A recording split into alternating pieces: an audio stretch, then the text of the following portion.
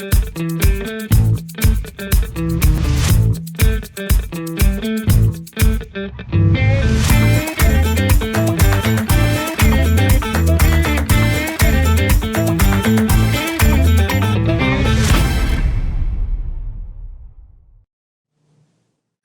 afternoon, everyone, and welcome once again here to La Tertulia Ecuestre.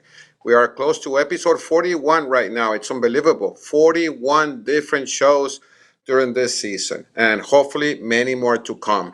I hope you guys are enjoying it, and a lot of information is shared. So that's the whole point. It's just having a good time and having great guests. And today, it's a super guest that has done a lot for the sport. It's a real ambassador of the equestrian disciplines. But before we go up to our guest, we want to thank Cavallarium.com and Equestre. Thank you, Alex. Thank you, Carolo. And now we have in screen, we have Leopoldo from Wellington, Florida. Leopoldo, good to see you again as always. Carolo, how are you? From Madrid, Spain. I hear that everything is going. Oh, now you're Canadian again. See? I mean, you're always changing nationality. Huh? You just want to feel important. You should be proud of being Spanish. Come on. So here's got. There you go. Excellent. And today's guest is actually an exceptional. He's a very good friend of ours. Actually, we did an interview with him just very recently, and his name is Jay Duke. He's in Vancouver, Canada. He's a great trainer, great clinician, super rider. I mean, you started in the age of 4, start riding horses. I know your father was the national champion of Canada in cutting. Your mother, Cheryl, was a super trainer. You actually jumped and won in the Masters in the juniors and young riders competition. You were also a member of the Nations Cup team representing Canada in different Nations Cup in Washington and also in the Royal Horse Show in Toronto. Jay has been a great ambassador of the sport. He has the Jay Duke Show, which is very interesting and a lot of information for you fans about equestrian sports and specifically for jumping. Please do not miss the Jay Duke Show. He has unbelievable and very valuable information that you want to share. Jay, thank you for coming. It's been a pleasure and a very interesting program. You're going to fill us with a lot of good information. Welcome, Jay. Oh, César, thank you so much for having me on the show. It's a privilege to be here. I've watched your show. I love it. And to actually be a guest is a real honor for me. Oh, our pleasure for you to be here. Thank you for taking the time. And Jay, I have to ask you this question. Like I said when I started talking about yourself, your dad, national champion of cutting. Your mother, a renowned trainer. You started riding at the age of 4. Did you have an option to go to other sport? I mean, because I think your future was set on top of the horse. Yes. Yeah, no, I definitely grew up with horses. I did play a lot of other sports. So honestly, I love athletics and sports. I played soccer or football for Carolo in Spain for 10 years. I played volleyball for 6 years. I was very involved, of course, in hockey, being from Canada. If there's a game, I played it. I love it. But definitely horses was my passion. I started actually competing at Spruce Meadows. I was there before Leopoldo. My first time at Spruce Meadows, I was 8 years old competing there in 1977. I never missed a year since. Wow, amazing. But bring us a little bit about one of your very success stories that it's all over the internet. You bring horses directly from the racetracks, you start training them, and then become a superstar in the jumping, honor, in equitation. Bring us back in those memories, and how was that experience? Well, growing up, my mother, she trained in Ireland under Colonel Dudgeon, and she's trained up to 6 Canadian team members and a top coach in Edmonton, Alberta.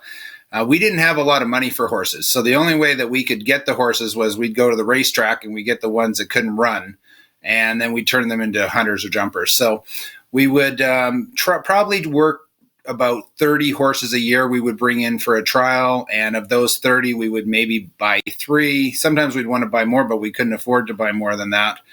And then we'd work with them. And Had two of those horses get up to the international level. The Mr. Brown horse I rode on the Canadian team as a 7-year-old. Actually, he progressed very quickly. He was on the team at 7. And then at another horse named King David, these are, of course, thoroughbreds. They're big thoroughbreds. They were like 17 hands plus. And King David went on to be USEF Amateur Horse of the Year. And in the United States, and was a top horse. He didn't quite make the international stage. He was very good at the 145 level.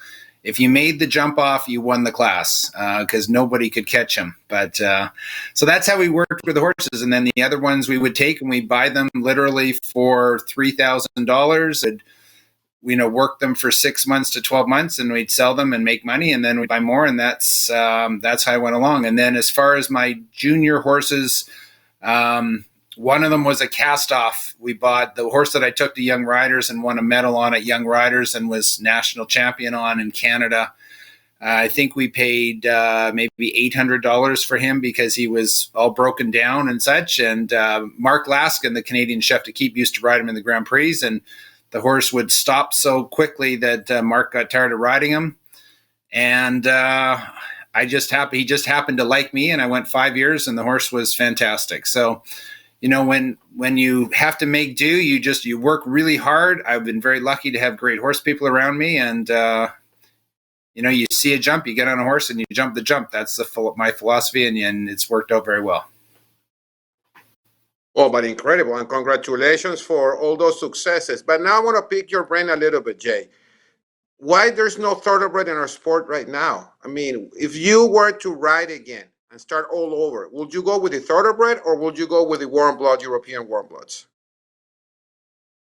Well, I've always felt you go with the best horse. And so to me, it doesn't matter where they come from or what breed they are, as long as they're the very best horse. But the reason for your answer there, the answer to your question is that the warm bloods have been bred specifically to do the job they're doing for hundreds of years, and the breeders have done a fantastic job with that. What happened with the thoroughbreds, American thoroughbreds in the 1960s, 1970s, 1980s were much bigger and stronger thoroughbreds than most of the ones today. They were bred to be very large horses. A horse like, say, Secretariat, who everybody knows as the racehorse, he was a massive animal. Gem Twist, the famous horse of Greg Best, he was a huge horse as well. They made the thoroughbreds smaller and smaller through the breeding programs, trying to, I think, create more speed from the horses. And as a result, they lost some of the stride and athleticism to jump the big jump. So that's where the decline is. I'm definitely seeing comeback on the lower levels for the thoroughbreds. They're becoming now more and more popular than they used to be to jump, the meter 10, meter 20, meter 30 height, some to the 40s. But we're not seeing them yet on the top level. And I don't know that we will, because there's so much good thoroughbred blood in the European warm bloods now. So much has been introduced that it's really a mix. They took the very best of the warm bloods and they took the best of the thoroughbreds, and then they've combined them for the modern sport horse that we see today. Wow, Jay, thank you very much for that answer, because it was like incredible. Thank you. I learned a lot. But then I have another question before I give the round to Leopoldo and Carola. Just one more question, Leopoldo. I know you're dying there to ask a question to Jay. Why do you think breeding, and we have talked about this topic a lot in our show, I mean, you're successful in breeding thoroughbred horses for horse racing here in North America, but we're not successful in regards of quantity, not in regards of quality, in quantity. There's not much breeding operation here in North America compared to Europe. It's cost the only issue that you think it's the reason why there is not much breeding here? Oh, well, I'm not a breeding expert, so I don't want to speak out of line, but I'm going to say it's actually a lack of patience. I think in Europe, the breeders, they're so diligent, they can go back 10 decades, maybe 100 years, and look at the lines and really see the results from it. And I think that many of the breeders in America, North America, are a little impatient, and they're just like, oh, okay, I have this fantastic mare, and there's this stallion that's jumping really well, so let's put them together. And there's not a lot of thought to maybe how those bloodlines will mix and mesh together. So I think that would be the biggest difference. I would say it's in Europe, the breeders have more education, more sophistication, and more patience with developing top horses than we typically see in North America. I do think in North America it's improving. There's no question, but honestly, North America was so far behind Europe in breeding warm bloods that it's a long ways to catch up. Thank you, Jay. Okay, Leopoldo, now it's your turn. Don't forget to unmute. Jay, when years ago, when have cerebrets using a lot of gymnastic and the nemety produce a very good program of gymnastic for the horses. And now, using the warm blood need the same amount of working on gymnastics or another type of working. What is your tip that you can give it to the people of today to focus their job more in normal dressage or more gymnastic, or what do you think? It's definitely a balance when it comes to the training. The dressage work and the flat work is so important. I had a great discussion with Cassio Gravetti last week talking about, how often to jump the horses and such. So definitely the flat work is the key, 100%. I would say, that's 90% of the work is the flat work that goes along with it. But the gymnastics are very, very important for the horses, and it really depends on the horse. Some horses are going to require more gymnastic work than others.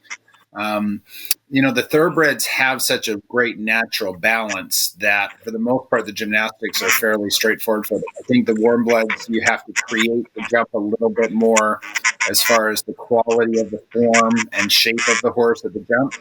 So I would say the gymnastics are even more important for the warm bloods than they are for the thoroughbreds in general, just from a balance point of view.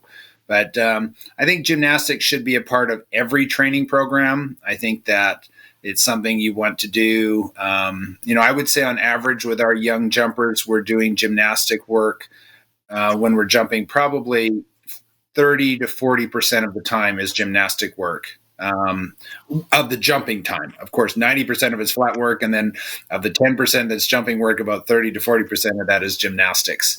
And all sorts of gymnastics, lots of balance. They don't need to be high jumps. I like to use the combinations to be quite tight in the gymnastic work. So then the horses don't need to jump as high. It just gets them to rock back and use their hind end. And, lots of low, wide oxers, lots of bounces, and just developing that technique and that strength from the horses.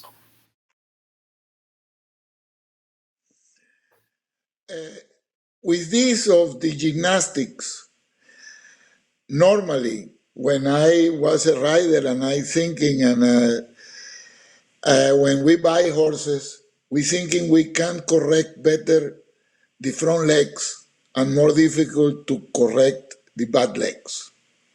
What is your feeling about it? In the work and in the gymnastic, the horse who have problem with the back legs is more difficult and very difficult to correct, or the front legs are more difficult?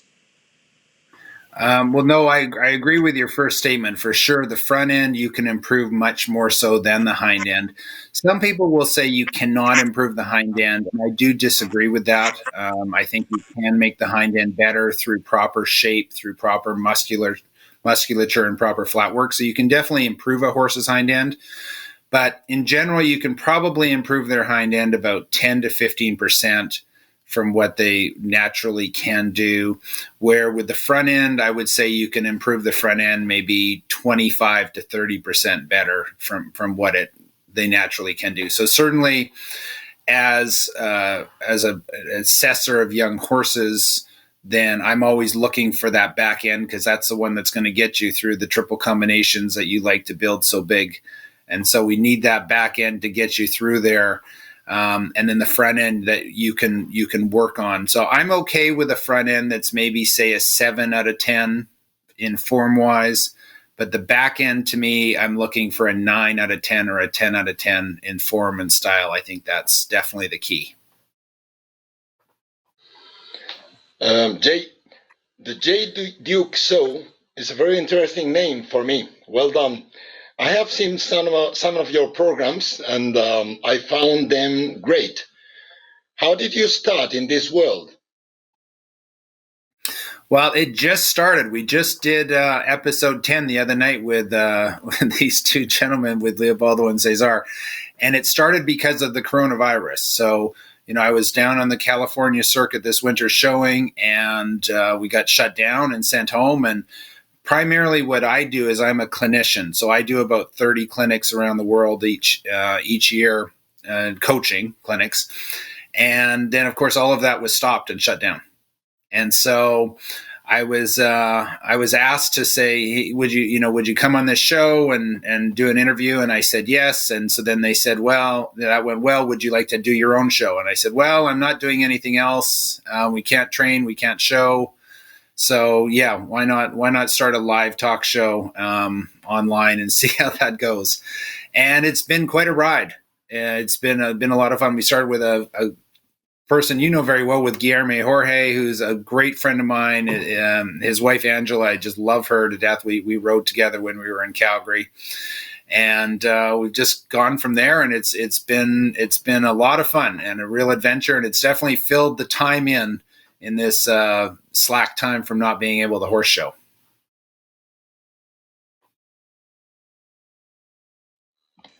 And Jay, what in you are a clinician and very important clinician, and this is your main job.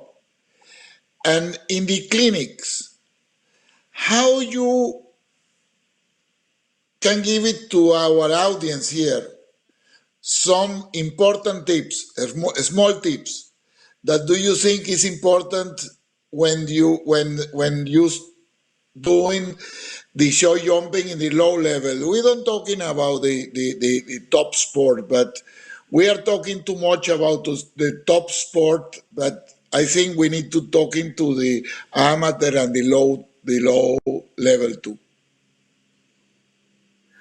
Well, it's the grassroots part of the sport is so important everywhere. Of course, we all love the very top end, and that's a lot of fun. But those horses have to start somewhere, and those riders have to start somewhere, and they can't. And a lot of those horse and riders aren't going to make it up to the FBI level, of course. So, having those people that are still equally passionate about what they do, they love what they do. It's such an important part of their lives.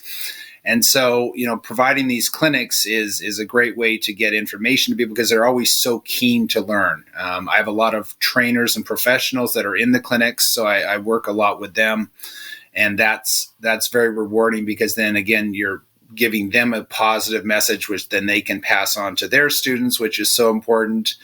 And in the clinics, it's all about to me, it's all about being positive, and it's all about being accountable at the same time. So, I don't believe in, screaming and yelling and putting people down, but you also want to get people to do things they didn't think they were capable of doing. So, every clinic, at the end of the clinic, if I had told them what they were going to accomplish by Sunday, they would all say, no, I'm not able to do that. I'm not good enough. And you're able to show them how to work up to an exercise or a test and to do that. And then they feel this great sense of satisfaction, because they've earned that. It's something they've never done before, and they've had to work very, very hard. We worked very hard in the clinics, for sure. They're definitely sore for a few days after. But then they accomplish these great things, and that create such a great sense of confidence in the riders and in the horses. It's very important to build the confidence of the horses. As a course designer, we're always trying to, your job as a course designer is to make the horses jump better at the end of the week, and that's your job. And that's the same idea with the clinics, is we want to see that steady, consistent progress in those horses and riders becoming better and more confident as they go.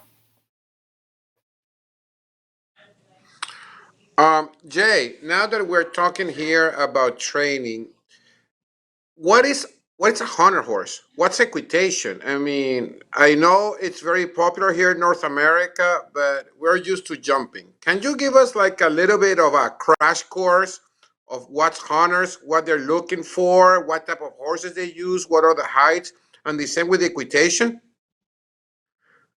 Well, that'd be a long crash course. There's quite a bit to that. The hunters are judged on the horse, and the equitation is judged on the rider. Now, personally, I think it should just be judged on both. In fact, I'm working on creating a special class where it's judged 50% on each, because to me, that's the way it should be. But the hunters, what they're looking for is horses that work at a nice forward gallop, and they're very consistent. They're looking for the same jump all the time, the same canter stride.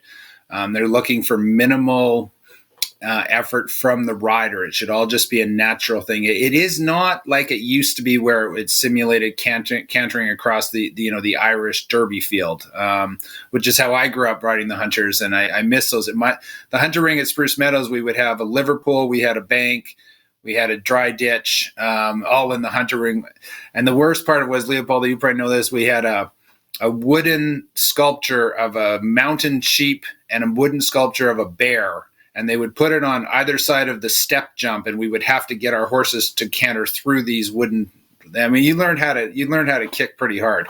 But today's hunters are not like that. They're all about rhythm and smoothness and the quality of the jump, so they're looking for a very stylish jump with the horses. And I actually had a horse that we bought from Spruce Meadows, a Graf top horse who came from Germany as a 3-year-old. And I bought him as a 4-year-old, and he went on to become 5-year-old and 6-year-old Canadian young horse champion. And I showed him in the 1.50 meters in Calgary at Spruce Meadows. And that horse went on to become the top hunter horse in the United States. His name is Mindful. I called him, his name was Grappa when I wrote him, and then his name was changed to Mindful, and he went on to become the top Derby horse and the top high performance horse. So the high performance horse and Derby horses, they jump up to 1.30 meters.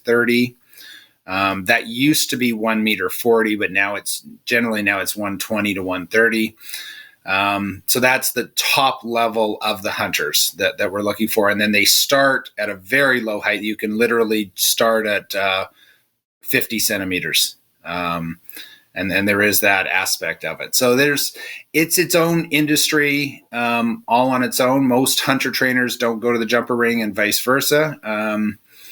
I've been involved in the hunters. I've had 3 horses that were USF Hunter of the Year for the country in the United States.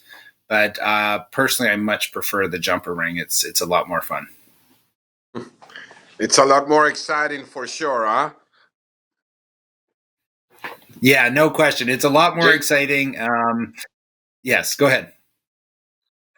Jay, the hunters, they don't jump bigger fences, and the reason is that in that disciplines, the stride need to be the same, more the same, all the stride. But in show jumping, the reality is the last stride is shorter to compress the horse. And in the hunters, supposed to don't have that stride to compress the horse. Yeah, that is That is correct. So typically in the jumpers, like you're talking about is to put it in simple form, in the jumpers, we talk about a 12-foot stride, 12, 12, 12, and then the last step would say be 10 foot, so to compress and shorten that horse together. In the hunters, the key is to get the horse to jump that same quality, but off of the 12-foot takeoff stride. So that is a big difference there. And to get the horse to jump lofty and soft and in top form, but not from the base of the jump. As a hunter rider, for me, when I was doing some of the hunters, I would have some judges say you ride them too much to the bottom of the jump. And I was like, but look at how well they jump the jump, and they jump it fantastic. But they don't like you to get too close to the bottom of those oxers, for sure. So that is really one of the challenges with the hunters, is to get them to have the proper shape and bascule, but without being close to the jump. and that's there's an art form there. So basically, the scope. Sorry. Sigue, sigue. One question, Carolo, so quick. So basically, the scope is not being judged in the hunters. That is correct, and it depends on the judge, and it is a little vague as far as how judges are. I'd like to see more transparency. There's some great judges, wonderful judges, but the transparency is not always there. But no, I have had judges say to me, I had a very nice horse who was first year green horse of the year, so meter 10 hunter of the year in the United States. And I would have judges say to me, well, he jumps too high. And I was like, okay, I'm fine with that. So it does depend a little bit on that. But no, I would say scope. They're looking for scope in the canter stride, and they're looking for scope in the fact how easily they jump the fence. But they certainly do not want an extra effort at the fence as far as height. They like it in the legs and the body, but not in the actual height of the jump. They don't like that. Okay, Jay, right now, are you more rider, teacher, dealer, or even journalist, or a mix of all of them? Well, mostly a mix. Honestly, riding, I did retire from competition 4 years ago. There were several reasons for that. I had some concussion issues. I had a broken back issue that I've dealt with. But mostly it was to focus on my coaching to move forward with that part of it. So as a rider, that part of it, I'll get on my daughter's horses sometimes to show her things, and then she complains about how I'm doing it wrong. But that's all good. But now I'm mostly working as a clinician, and then I write for the Chronicle of the Horse and some other magazines, and then now doing this talk show. That's a big thing, and then definitely working on the online. I have an extensive online education program. We have it's the largest online show jumping program in the world. Really, we have over 300 lessons from all the top professionals in show jumping. And so that takes up a lot of my time, and that online training, and kind of trying to move towards the future, especially as this crisis hit us this year in 2020. It was for me a time to really assess what is the sport going to look like moving forward after this is all over. And I'm doing my best to try to get ahead of the curve, because I do think we have to make some changes for our worlds, unfortunately.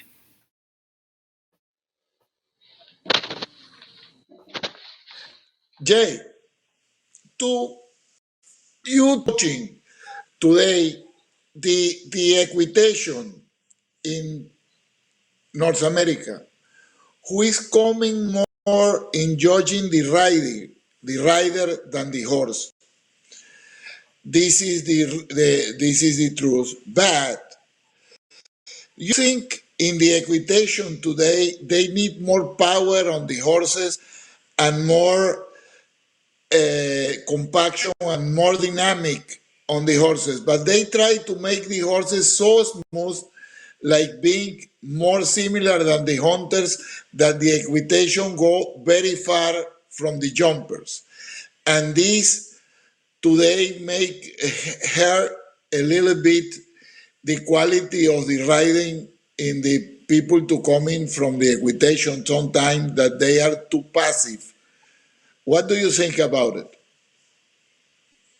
Well, the equitation division was designed to transition riders from the hunter world to the jumper ring. That was the purpose of it. At times in the process, that has been lost. At times they've gotten the riders to be too stiff, to not release enough, to not ride forward enough. So I definitely agree with you 100% on that. The top people in the equitation still do it correctly. The top riders, the top trainers, they're all still doing it the right way. I think what you're referring to is you see, the other 90%. It's always, to me in show jumping, it's always about the top 5% in everything are brilliant. They're amazing with what they do. It's the other 95% of the people that don't do it correctly. So I do hear what you're saying. I do think what I would like to see in the equitation and in the jumpers is more single jumps and less lines, and which would encourage the riders to gallop and ride to the jump in a more aggressive manner. I think we see too many set distances that are set conservatively, or the rider knows, okay, I know I need to move up. But if you have a single fence, now you take away, the rider has to ride the distance and the canter step at the same time, and that encourages more of a basic aggressive ride at the same time. So I do agree with you wholeheartedly there. I think there should be a little shift in how the tests are asked in the hunter world and in the equitation world, and then that would fix the problem that you're referring to. Jay, going back to jumping now. Okay, so you were a member of the Nations Cup team representing Canada. Who do you ride with? What was that experience, and how do you handle the pressure of being there in the top level? Well, that was definitely the most fun part for me was doing that. One of my mentors was Ian Miller. I worked with him as a junior rider, and he had a definite positive influence on my career. And then when I rode on the team, of course, Captain Canada was on every Canadian team for 100 years. So of course he was on the team. Mario Delorier, he taught me how to ride fast. Mario was such an aggressive rider and such a brilliant rider. And he actually showed me how to ride fast driving his car, because he would drive fast. Everything Mario does is very, very fast. Mac Cohn was a very large influence. Mac was a very great horseman, very technical, very good with the flat work. So he was a big part of that. And as far as the pressure goes, honestly, that was not ever really an issue for me. I was lucky. Nerves were not a big part for me. I know that Nick Skelton was always called the Iceman because he was so cool under pressure.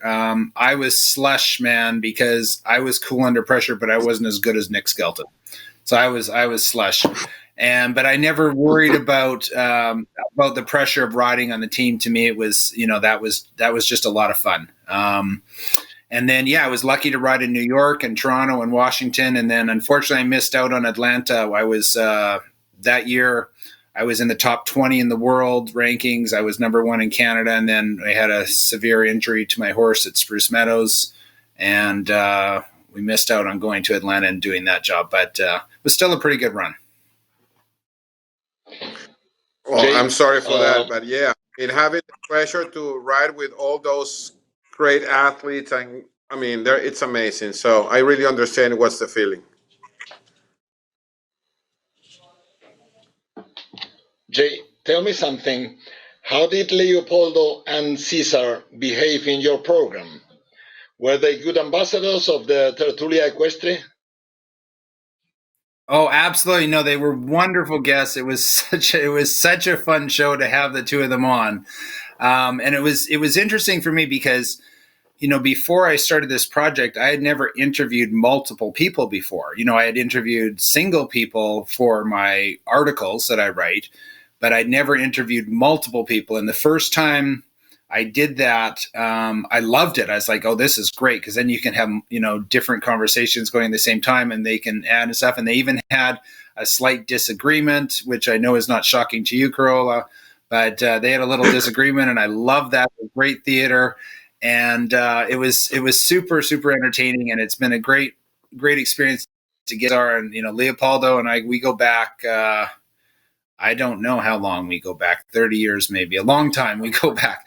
But so it's been a really fun experience to get to know people. And I think this whole medium of doing the talk shows is, I'm reconnecting with people. Of course, we're not getting to see right now because we're not allowed to travel, meeting new people and connecting with people that maybe you haven't seen for 5-10 years. It's a really fun job.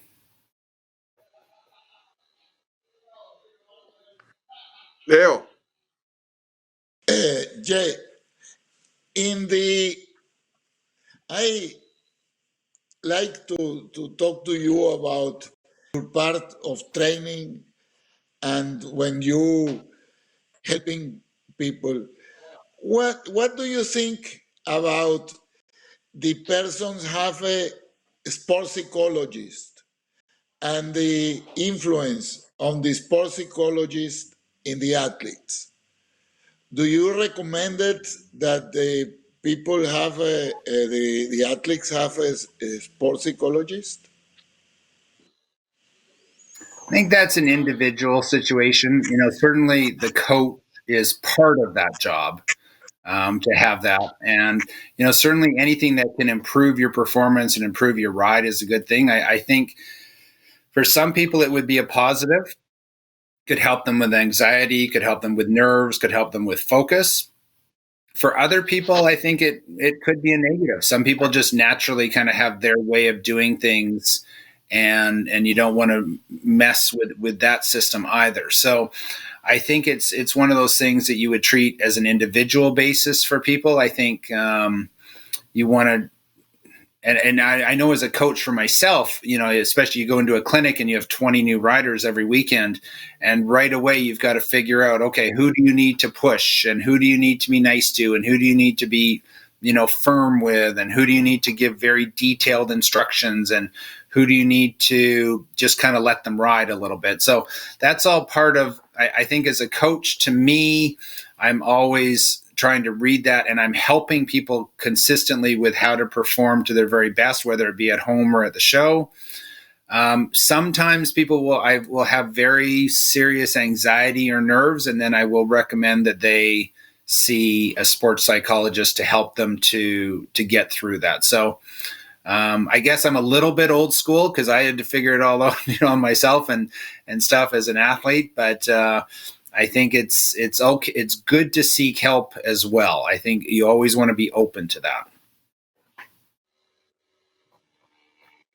Jay, going back also to as your role as an official. So you're a course designer, a senior course designer for Canada. Okay. Have you worked with Leopoldo closely in course designing or not? Well, so what happened? There's a bit of a story there. So many, many years ago in California, I was interested. I'd done a little bit of course in my 20s. And at that time, we weren't licensed or anything. You would just, horse shows would hire you and away we'd go. And I liked it a lot. And I talked to Leopoldo about it in California. And he said to me, he says, no, you're a young man, you ride well, you have a young family. Don't become a course designer. You're on the road. You will hate it. So I listened to him. I don't know if that was a good idea that I listened to him or a bad idea that I listened to him. But that is what happened. And so I have done it, in the last 6 years on that level. I have thought about going on to doing it on a higher level. And that's something which I love doing it. It's very enjoyable for me. I think I'm a little bit old to kind of get to where I'd want to be at a level, like Carolo or Leopoldo, to be able to course design at that level now as far as getting to those stages. So I just kind of now do it a little bit for fun. But it's a great treat to get to do it. So no, I have not personally worked with Leopoldo because he told me to, I don't know if he was looking after my best interest or if he was just worried that I would keep him out of work. I'm not sure.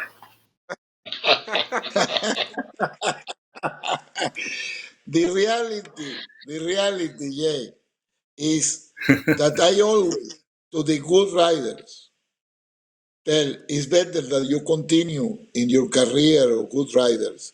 But our career of core designers, I come core designer for situation of the life, but I was a rider, and for sure, if at that time I was prefer riding, but again, the Idon was a very, very good rider. I jump in big classes and I riding a little bit international, but Idon was good enough and I was conscient of that.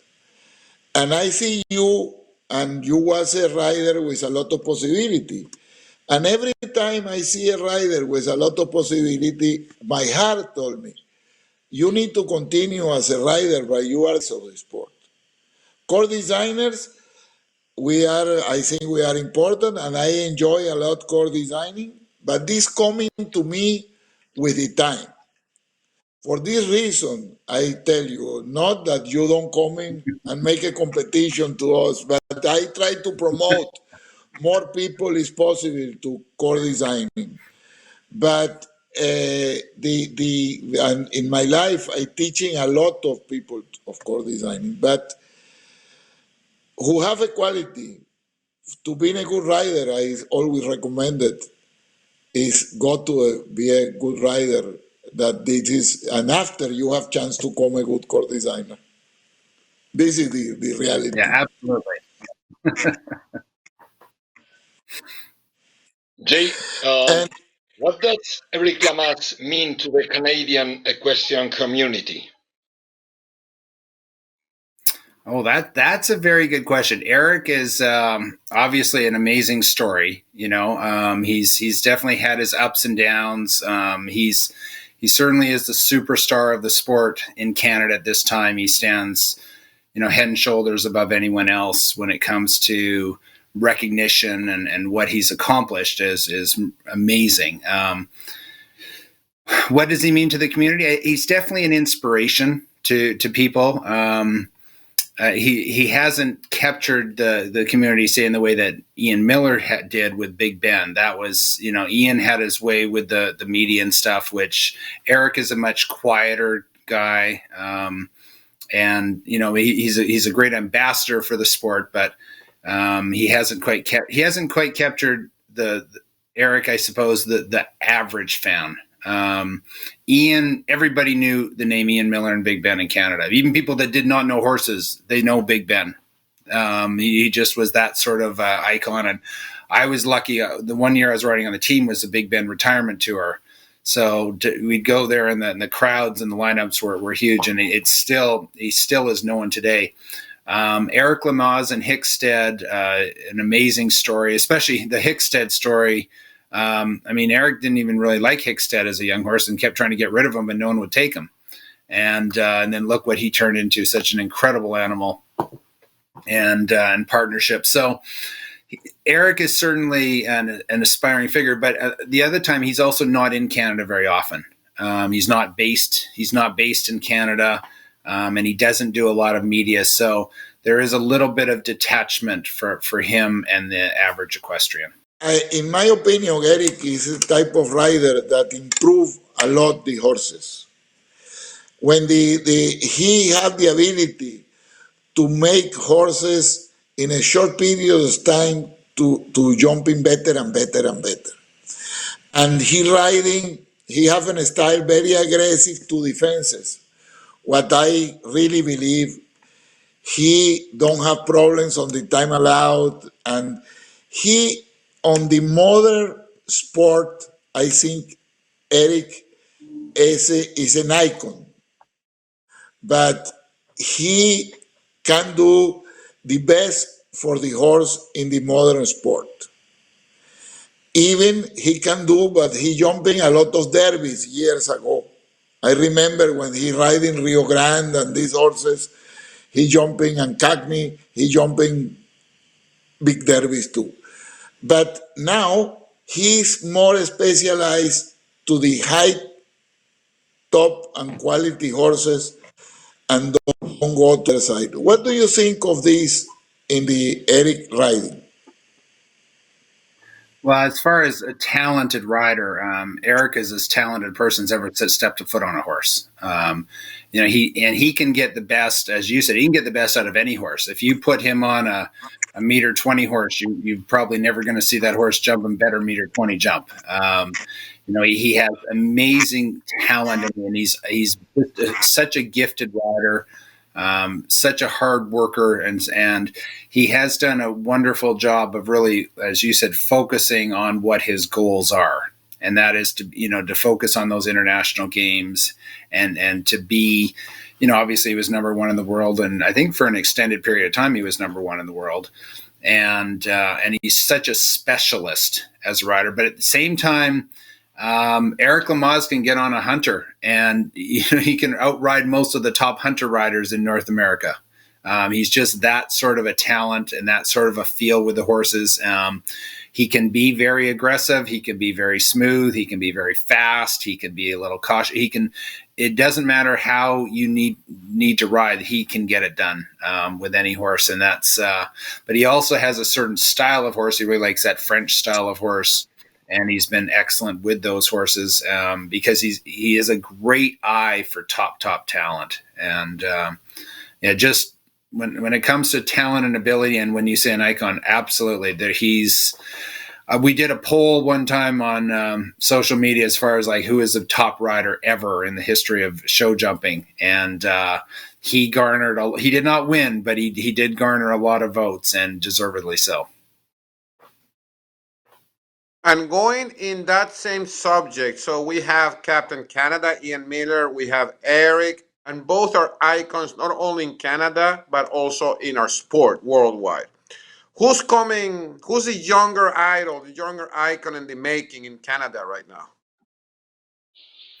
Well, that's always a tough one in Canada when it comes to the economics and who's going to step up. As far as a young rider, I have a guest coming on my show in August named Sam Walker, and he's in Ontario, and he's doing very, very well at the equitation level, at the 2-star, 3-star Grand Prix level. He's being very successful.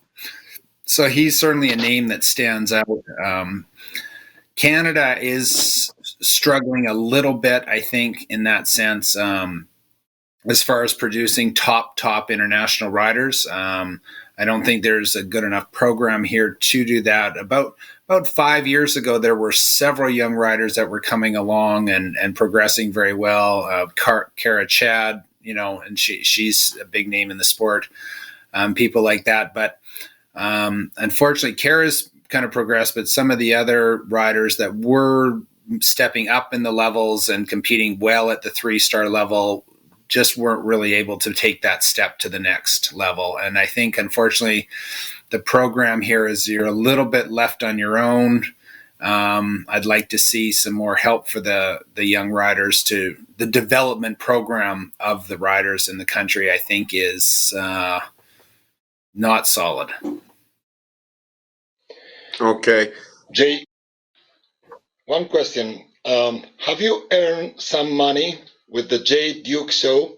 Could you give us some lessons about?